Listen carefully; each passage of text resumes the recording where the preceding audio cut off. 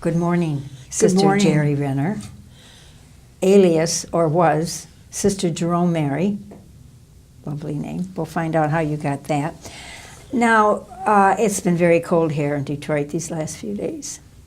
Does it get this cold up in Washington State? No, it doesn't. No? This is an atmosphere that I have to become accustomed to. You don't get cold way up there? Not this cold. Not We this cold. seldom have snow. Oh, okay.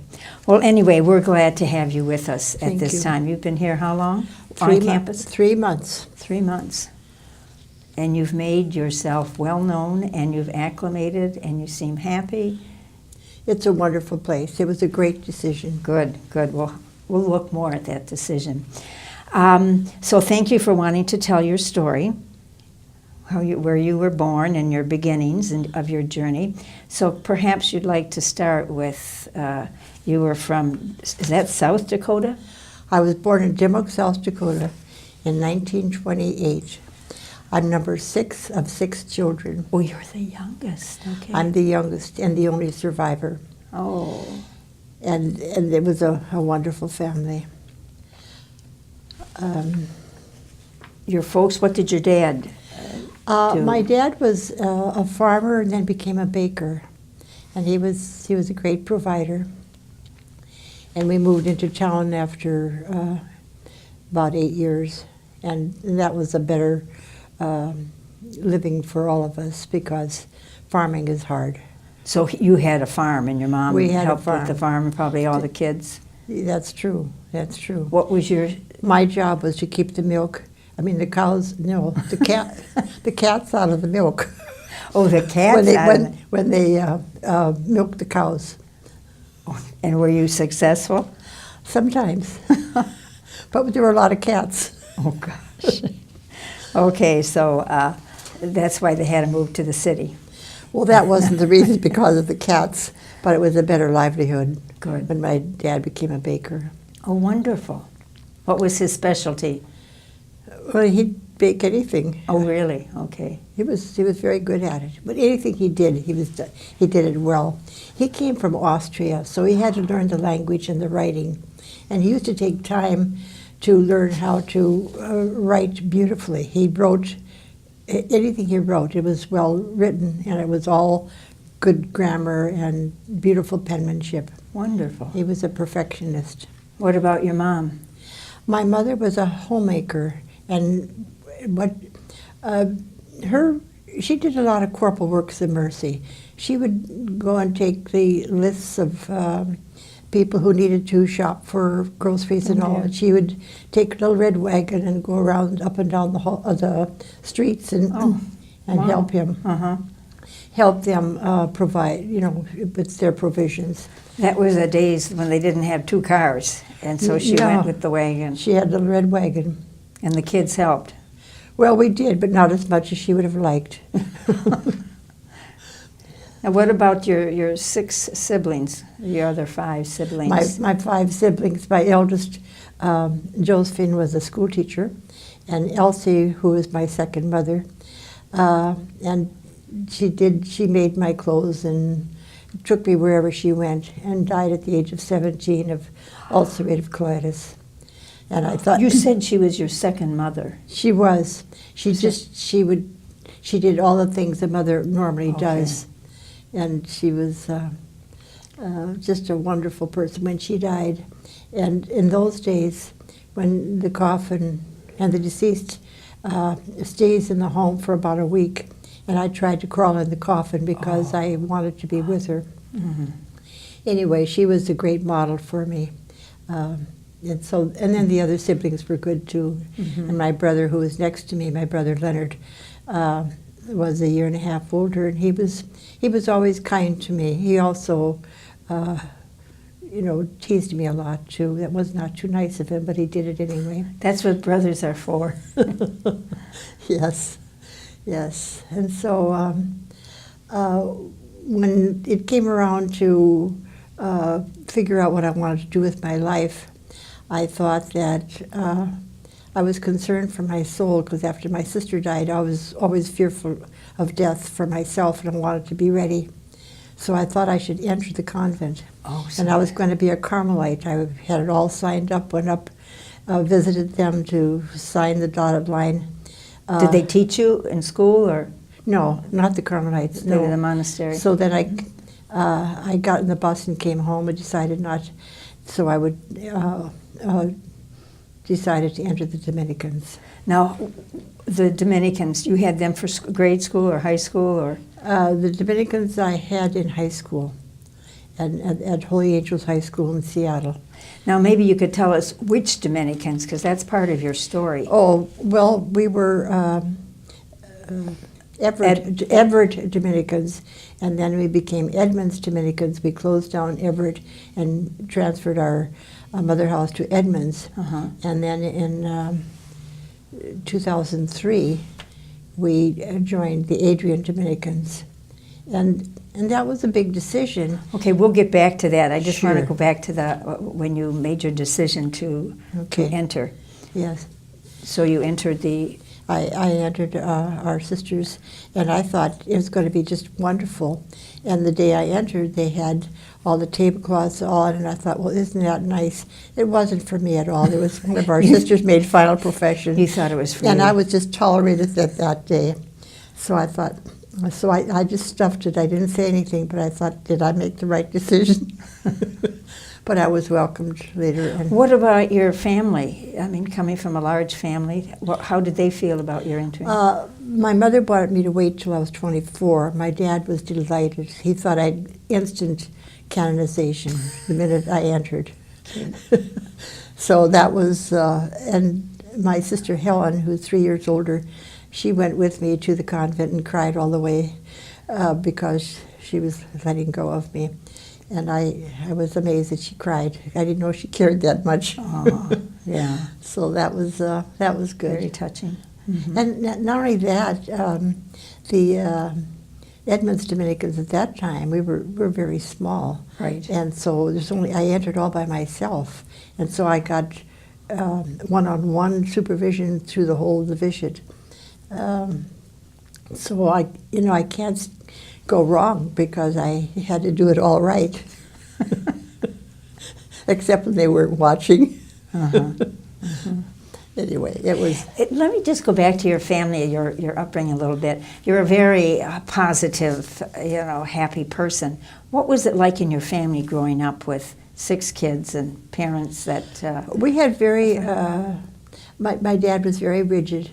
Oh. And really wanted us to always do the right thing, kneel upright in the chapel, in the church, and always be very, very proper. That was my mother was the opposite, and we always liked it when he had to go to work because then we could talk and be ourselves in an easier way. Yeah. Although I did love him too. So it was a happy upbringing. It was a happy upbringing with some challenges because, I had to always meet his expectations. To blow my nose. Okay, so then you left home and the family, your brothers and sisters, what are they going to do about it? They seemed okay with it. They were, there was a mix. Some liked it, some didn't. And my oldest sister was, who was 12 years older, was upset because I didn't wait for her. Well, that would have waited forever. And but the rest, they were pleased. Did she want to enter? She did, but she wasn't ready yet. Oh, okay. So. And she ended up getting married and had some lovely children. Okay, okay. So then you entered the, is it the Everett or the Edmonds? They were Everett at that time. Why? It was Everett Dominicans because that's what was closest. And I Okay. went to school to them. Okay. Now how did they rename themselves? They merged because of the distance and a lot of economic opportunities. Moved to Edmonds, Washington, which was closer to So Seattle. it's where their mother house was situated. Correct. Okay. Correct. We moved the mother house. Yeah, So then you had to change the name. we did. Okay. The Okay. Edmonds Dominicans. All right. Now you're in Edmonds, not really, but we're going back to that time. You're in Edmonds Dominican. And you left the novitiate. You had to be perfect because you were the only one. That's right. And then the major superior says, I want you to become a medical technologist. And I says, what's that? And she says, you'll find out when you get there.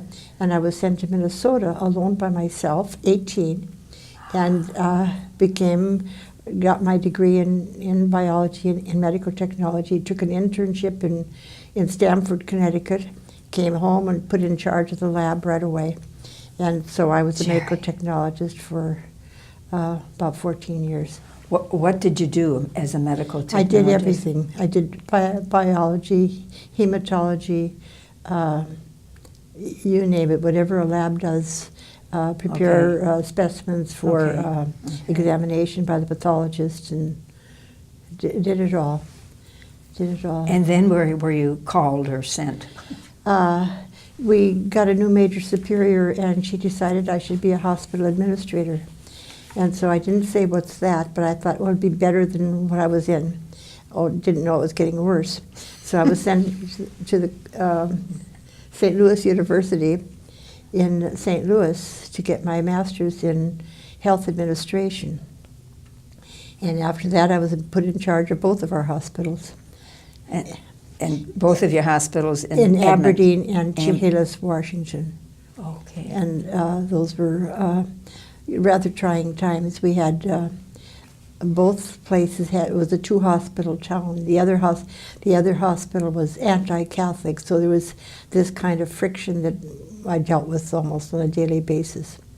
But you know, we did survive, and then I was glad when, after about 10 years of this, I could move on to something that I really wanted. What were the challenges that you faced with those two hospitals and the one that was against the Catholics? You said you had challenges. Well, first of all, they chided us for not doing abortions, and the remuneration seemed to lessen when, you know, as a Catholic hospital, we were setting rates for what needed to be done, and there was a challenge there. I'm going to cough now. All right. It's being in that high-powered, seemed like a very high-powered position. Where were your supports? Who were your supports at that time? That was a challenge because there wasn't any. There wasn't anyone who had a responsibilities such as those that I could relate to, that I could, you know, toss ideas off onto. I felt I was pretty much alone. It was a lonely spot, and our sisters were in leadership, but were not knowledgeable with healthcare. They were more knowledgeable with education. I see. So that was a challenge. So what got you through that? Who got you through that? Probably my dad's prayers. I mean, I was wondering, was it your dad's personality? His dad's prayers. And then when he became ill, he wanted to be he called it my hospital. And for 9 months he was in my hospital. Oh. And he didn't want me out of his sight, but I slid out. I always had reasons. No. So we did those things. But he was always my advocate, but I also prayed hard for him too, and he had a happy death with us. You mentioned that, you know, the medical technologists, et cetera, and then the hospital work. So after the hospital, what was it that you really wanted to do? What I wanted to do was to be with people. And so after all this time, I was sent to Seaside, Oregon, Providence Hospital in Seaside, and I did mission, ethics, spiritual care, and I had the volunteers. I worked hard 24/7, but there was an atmosphere there that I really genuinely loved and felt that that was a place for me where you could really walk with people and be present to them as they journeyed through life. And I became very comfortable with dealing with the dying and the disenfranchised. It was a wonderful. Those were wonderful 10 years. They really, truly were the best years of my religious life. What made them the best, or can you share with us a particular It was a experience? joy in dealing with the people.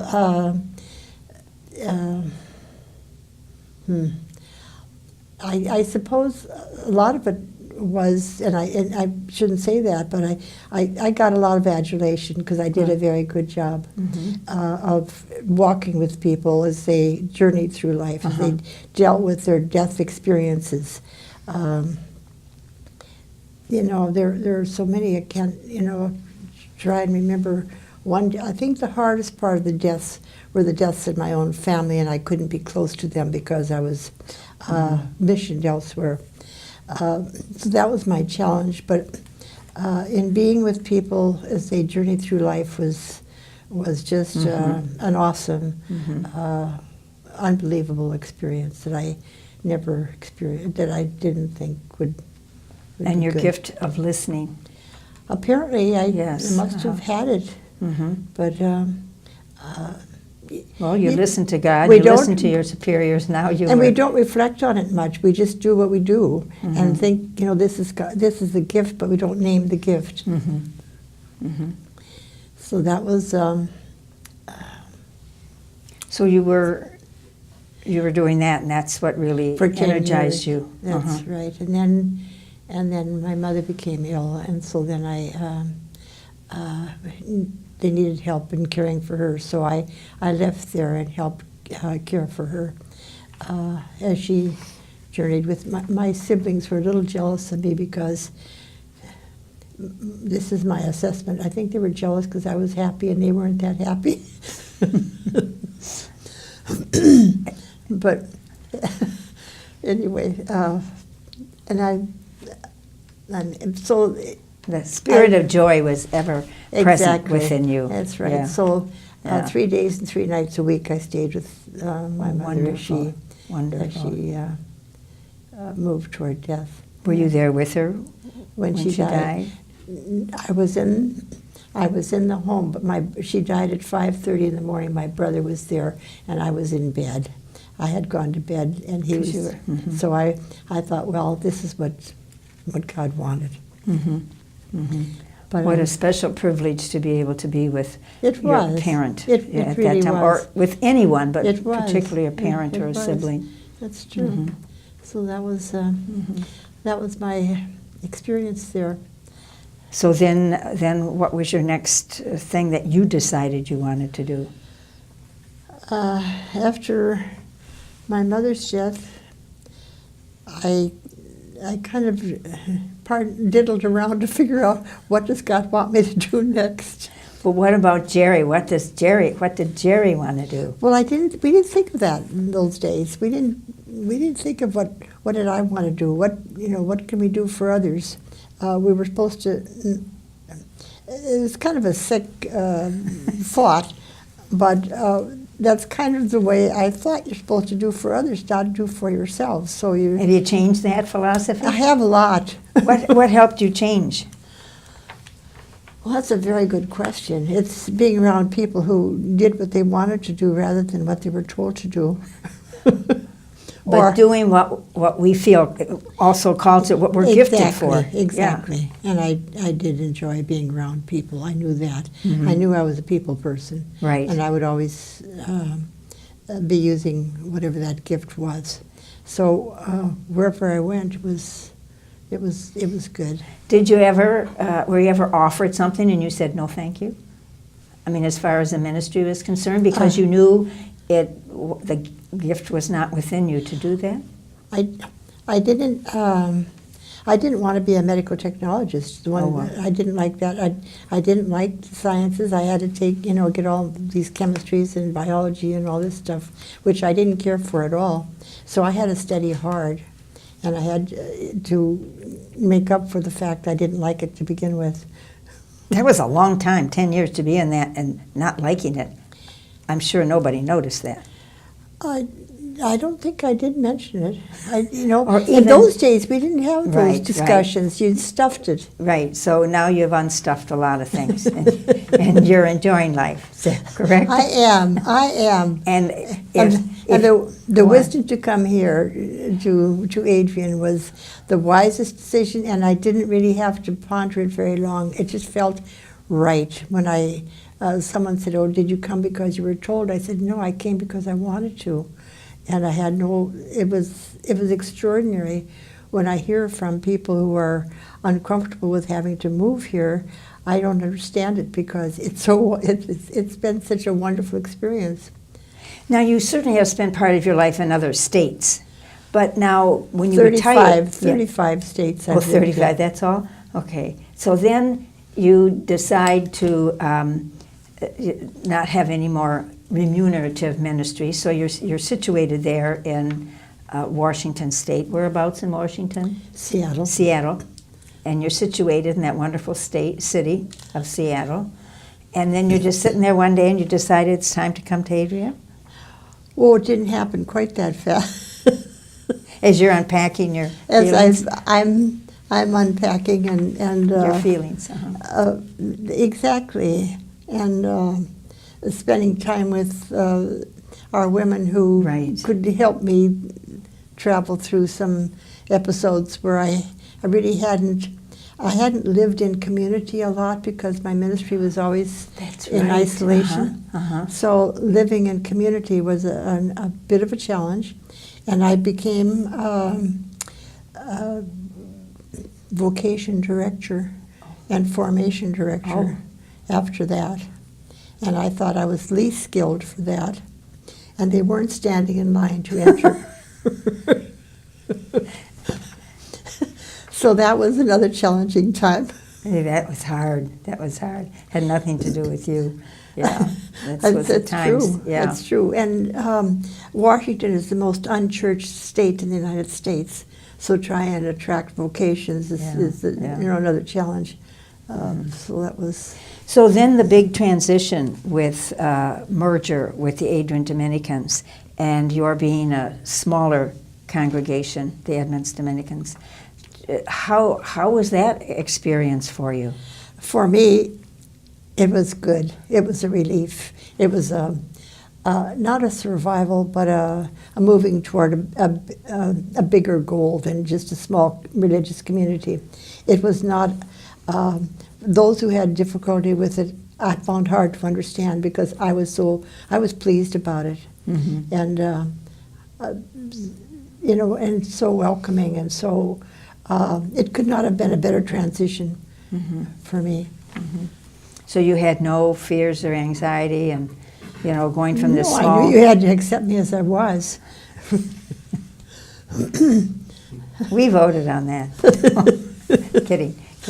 You probably did. I think we voted on it too, and only 3 said no out of, I've forgotten how many there were. Yeah. I think there were about 60 of us. Yeah, that was another time and interesting experience for both congregations. It was. It really was. And I would say the most frightening, not frightening, but uncertain. But it was life-giving. There was such a welcoming. Yeah. I really didn't have a moment of uncertainty about it. It sounds like my life has been full of certitudes, but this one was really definitely one.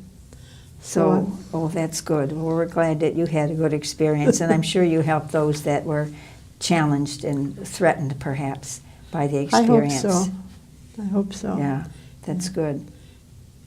So, is there anything else you'd like to share with us? I'm concerned about this interview because I think I muttered a bit, but I understand this is going to be rearranged so that it sounds good. They talk about making a silk purse out of a sow's ear. This is going to be the challenge here. We've decided that yours is going to be just as you said it. No, seriously, Jeri. I just want to say probably the most difficult times in my life was the death of my 3 siblings, and that was in a short period of time, and that was my thing. But yet, I think I want to be remembered. But what about your siblings? Your last brother just died. Yes, and then my one sister died in 2012. The other one in 2014, and my brother in 2016. And yeah, that was, letting go of him was very painful. He'd only been ill for a couple of hours. And I was with him when he died, because the doctor said perhaps, they could prolong his life and put him in a room and all that. He was in the emergency room. And he had collapsed outside his property. And I said, no, I don't, the quality of life for him wouldn't be as he's used to. Why don't we let him be comfortable and let him go? And that was the biggest act of letting go that I've ever experienced. But because he was a wonderful brother in every way. Always looked out for me, although he was a big tease. It's a loss. It was, it was. But you must have lots of nieces and nephews. I have 13 nieces and nephews, and we're close. Good. Invite them to Adrian. I know your one niece was just here. She was. Yeah. Would that be fun? It would. We got whoever. Get them at the right time and invite them, and we have a great party. You never know. I might do that. I'm serious. You celebrate your recent birthday, right? I know, my 90th birthday. That's right. Can't believe this. But anyway, let's see. Do you have a parting word to give to the rest of us on how to live to be 90 years young, like you? Live life to the fullest. Okay. Accept challenges as they come and recognize their gifts. And I think that's the best thing. And just try and be happy with what we have, and know that we have a lot. And compare us with the rest of the world. We're the most fortunate people that God ever created. It's a place of joy. It's a place of opportunity. And it's a place of learning to know people like you. Well, and I think also we do have wonderful co-workers, and even even the nursing department here, which they are co-workers. They're just we are extraordinary. blessed. Yeah. I know, they're just oh my. Yeah. I can't believe it. And some of our women who are not here are still out in the fringes and need to Out be in the what? Fringes. Oh, fringes. Okay. They can't understand why I'm so happy, and they're not really as happy as I am. Thank you for sharing your story. You are a delight.